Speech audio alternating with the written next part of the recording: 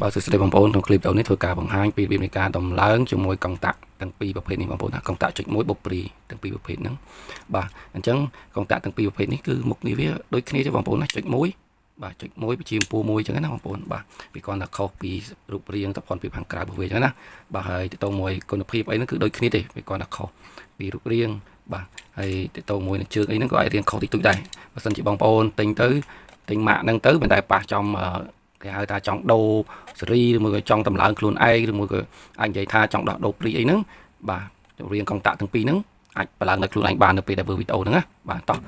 ខ្ញុំធ្វើការបង្ហាញមួយនេះមុនបងប្អូនត្រូវរត់ខ្សែ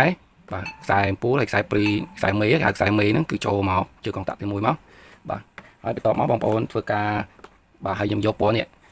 បាទខ្ញុំយកពណ៌នេះធ្វើជាខ្សែណឺតអញ្ចឹងបងប្អូនដាក់ចំណាំខ្លួនឯងទៅចង់យកពណ៌ណាធ្វើជាខ្សែណឺតស្អីលើបងប្អូនទេហើយឬមកបងប្អូនអាចធ្វើតាមខ្ញុំក៏បានដែរបាទហើយបងប្អូនយកខ្សែអំពូលមកខាងគប់គ្នាជាមួយនឹងខ្សែណឺតឬខ្សែម៉ាស់មេហ្នឹងបាទចូលកន្លែងហ្នឹងមកហើយបងប្អូនគួចវាចេះមកបងប្អូនមិនមែនតែបងប្អូនមុននឹងភ្ជាប់បងប្អូនបិទ Decentor អស់សិនណាបិទ Decentor កុំឲ្យមានភ្លើងសិននឹងកុំឲ្យមានបញ្ហាបាទបន្តមកទៀតបងប្អូននេះយកវាមកដាក់ចូលកន្លែងជើងព្រីមកនេះជើងព្រីបាទជើងព្រីហ្នឹងមានតែ2ហ្នឹងទេ NL អញ្ចឹងយើងដាក់ N អក្សរ N ណានេះ N ដាក់អក្សរ N មកបាទហើយយើងគូបវាបាទមូររត់វាទៅហើយក្នុងការរត់កុំរត់តឹងពេករត់កុំមិនតឹងក្រឹតទៅហ្នឹងកុំធ្វើអញ្ចឹងបើធ្វើអញ្ចឹងធ្វើឲ្យដាច់កតុយខ្សែនេះយើងរត់តឹងមកមុំទៅបានហើយបាទហើយបន្តមកទៀតបងប្អូនធ្វើតាមខ្ញុំនេះបងប្អូនយកខ្សែ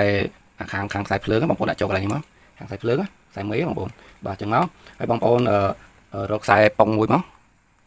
ខ្សែប៉ុងនេះបងប្អូនដាក់ធ្វើតាមខ្ញុំមកណានេះដាក់ចូលពីជើងនឹងមកហើយប៉ះចូលទៅជើងកុងតាក់នេះជើងកុងតាក់រវាងពីរហ្នឹងចង់ដាក់មួយណាក៏បានដែរចង់ដាក់តាមខ្ញុំក៏បានបាទនេះប៉ុងជាមករៀបរាល់ហើយបាទបន្តមកទៀតនេះយើងនៅសល់ខ្សែអំពូលមួយទៀតអញ្ចឹងអានេះយើងមិនបាច់ទៅខ្វល់អីច្រើនទេនេះដាក់ជើងនៅសល់ហ្នឹងមកគឺជាការស្រេច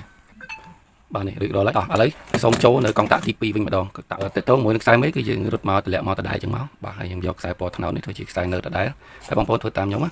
បងប្អូនរៀនមើលប្រភេទកុងតាក់មួយនេះប្រភេទកុងតាក់បុកព្រីមួយនេះចឹងណាប្រភេទកុងតាក់មួយនេះវាមានជើងដល់ទៅ4បងប្អូនទៅមួយនឹងខាងខ្សែខាងជើងព្រីបងប្អូនចំណាំមើលថាមួយណាជាខ្សែចូលជើងចូលណានេះ N L មើលតែ N L ហ្នឹងជើងចូលបងប្អូនណានេះ L នេះ N ជើងចូលអានេះគឺជាខ្សែដីជើងខ្សែដីនេះជើងក្តារនេះជើងខ្សែដីប៉ុន្តែជើងខ្សែដីបើសិនជាយើងអត់ប្រើវាទេយើងអត់មានតម្លើងទេអញ្ចឹង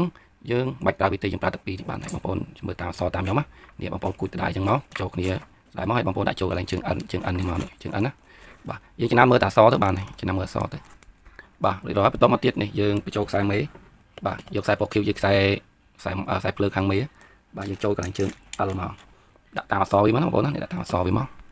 បាទនេះចិត្តរួចរាល់ហើយបាទទៅមួយនេះបាទយើងនៅសល់ជើងមួយទៀតបាទជើងមួយនេះគឺជាខ្សែអំពូលហើយបាទហើយបងប្អូនសូមបញ្ជាក់តិចជាមួយកុងតាក់ប្រភេទនេះគឺយើងអត់មានត្រូវការប៉ុងខ្សែដូចពពួកសេរីនេះទេអានេះវាដាច់ជើងដាច់អញ្ចឹងយើងអាចត្រូវការប៉ុងវាដើម្បីឲ្យភ្លើងខាងកុងតាក់ណាប៉ុន្តែដោយកុងតាក់មួយនេះវាអត់មានត្រូវការពើងត្រូវការអត់មានជើងដាច់ទេវាគេប៉ុងគ្នាចូលខាងនឹងរួចរាល់ហើយអញ្ចឹងណាអញ្ចឹងយើងគ្រាន់តែចូលខ្សែមេដែលខ្សែខាងភ្លើងមកខាងទៀតមកតែប៉ុណ្្នឹងឯងយើងធ្វើតែប៉ុណ្្នឹងទេអញ្ចឹងយើងអាចបញ្ជាបិទបើកពេកបានហើយ